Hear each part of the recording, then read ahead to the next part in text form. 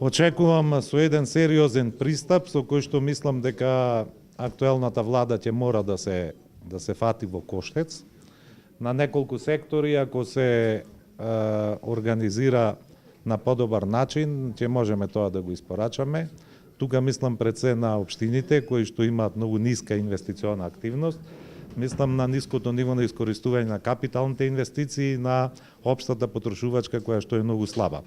Така да мислам со лоцирањето на проблемите кои што доведуваат до ваква ситуација, отворен е патот да се тие разрешуваат ако се има упорност во нивната имплементација и ако на таков начин се пристапи сериозно.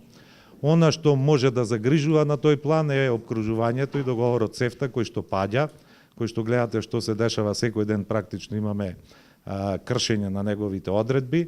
Ако тој представуваше предворје на Европската Унија, каде што ние се припремавме за да влеземе во еден 28 член пазар, како што е Европската Унија, ние не успеавме тестот да го поминиме на 6 член пазар тука на Балканот.